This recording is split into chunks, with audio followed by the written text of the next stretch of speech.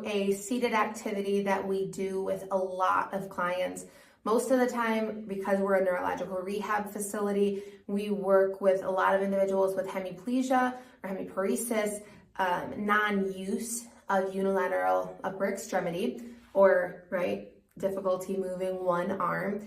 And we need to get that back. And so as long as our client is ready for this, which means their arm is supported, we know that they are capable of doing hand over hand activity, they are capable of doing more of a closed chain upper body supported activity, we will start them on this activity. And we do this, we'll grade it from supported sit to unsupported sit. So we'll move in the back of the room, but we're starting with 2 chairs. So if you have 2 chairs and a roll of tape, you can, or a piece of tape with a piece of paper, you can do this activity. And I want to show you how. So lots of different ways to modify this and change it around, and also a lot of diagnoses that you can use this with. It's very important that number 1, you comment with your questions below. Number 2, you head back to your clinical community groups in Marco Polo to discuss this treatment if you have any questions, because this is just the starting off point of information. This is just to get your juices flowing in your brain, to give you some ideas of where you can take your treatments. This is probably a treatment that I could work on for 20 to 30 minutes within a treatment, because we grade and adapt. You'll see here in a minute how we do that.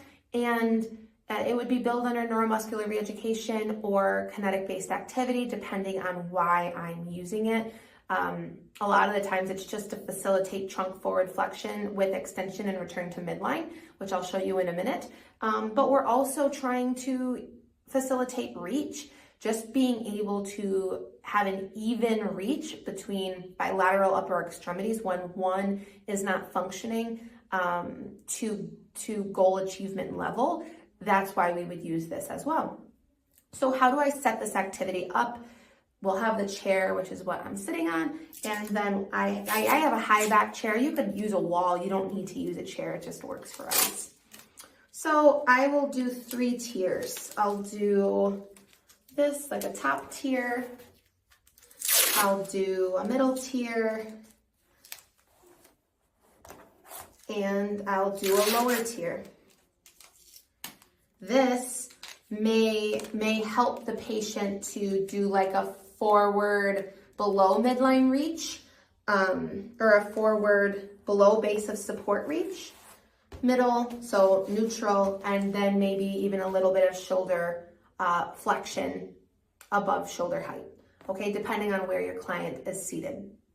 Or if you're using a wall, you can obviously facilitate whatever it is that you are wanting to facilitate. You can even put you could sit in a corner and put 2 tape.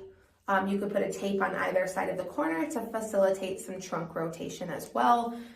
All great options. All right, so I will have you can kind of see the tape line here. I'll get the patient set up. Now in our clinic, we measure the length between the top leg, the front leg chair, the front leg of the chair and the back leg of the chair, because we're constantly pushing the chair forward to get more of a reach. That puts more of a load on the trunk and therefore improves postural muscles more. So that's all part of how we grade and adapt this activity for postural engagement and strength. All right, so if we don't have the bar or the patient has no grasp, we'll either tape, co-band their hand to the bar. This is the bar here. So we'll either co-band their hand to this, or if the patient's not like a neurological diagnosis, we'll have the patient hold this bar. If we're starting out with like more spasticity, we'll obviously spend half the session just inhibiting tone to get to a state where the patient can do a good hand underhand. So we'll have like if this is affected upper extremity, I'll have the client reach under and hold so that the unaffected side really helps to cradle the affected side, that natural like cup of the palm. The unaffected side can help that. So I like hand under hand for this activity versus just hand holding hand. Okay, so you can put a mirror right in front so that the patient can align themselves, but we'll just begin by coming forward, down, up, middle, back, top, back. To grade, you can do a down, back, midline. That's one. Middle, back, up. That's two. So that's another way you can do it. If your client is having difficulty just remaining upright, or maybe they're having difficulty pinching, like their shoulders, they don't have a lot of scapular, that scapula gliding, that scapular humeral glide, scapular thoracic gliding mechanism.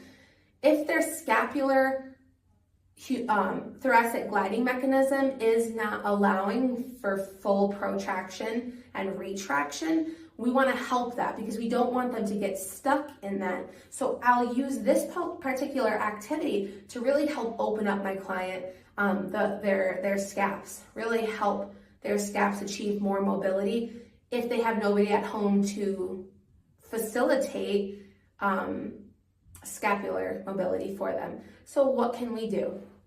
Again, I'll do hand under hand. I'll tell them to spread their legs real good. Here, you see that? And I'll have them reach, and they'll reach down, okay? And take a breath.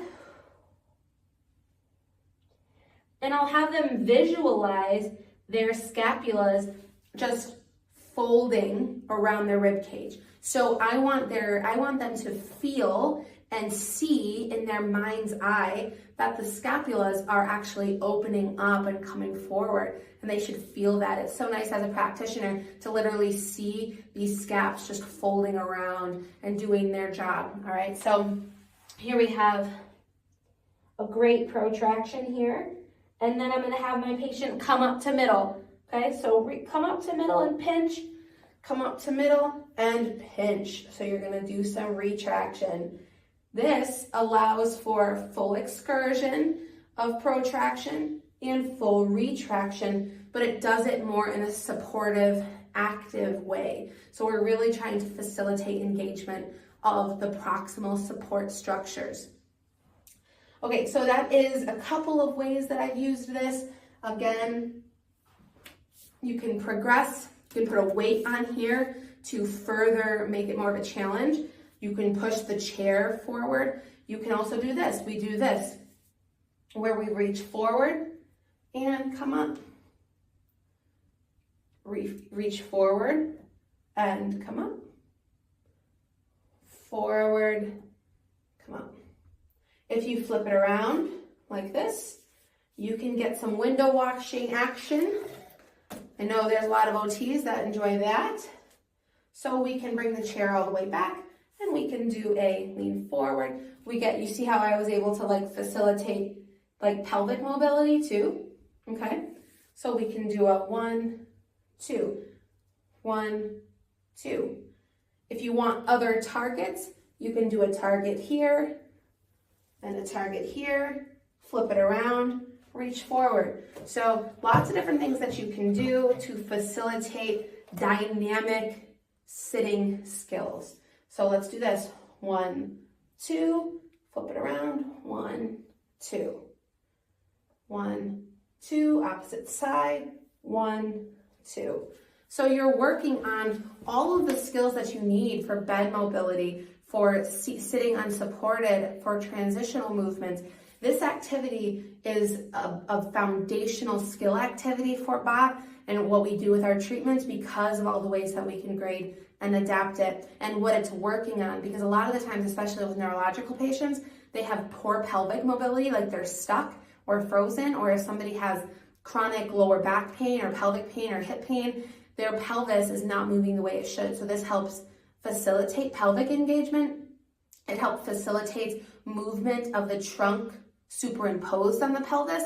So it allows for that breakup and that twisting motion, right? Rotation on the pelvis. And then it also facilitates bilateral upper extremity engagement as well in multiple capacities. So this is just one of the activities that we do, but it's really helpful. I would encourage you to go ahead and put your comments below if you have any questions. But if you're a part of the clinical community groups, go into your Marco Polo group, ask questions, let us know if you've used these treatments in your sessions, how you've used them, how you've graded and adapted them. That is what this is all about. Thank you guys for watching, and we'll see you in your layers of support.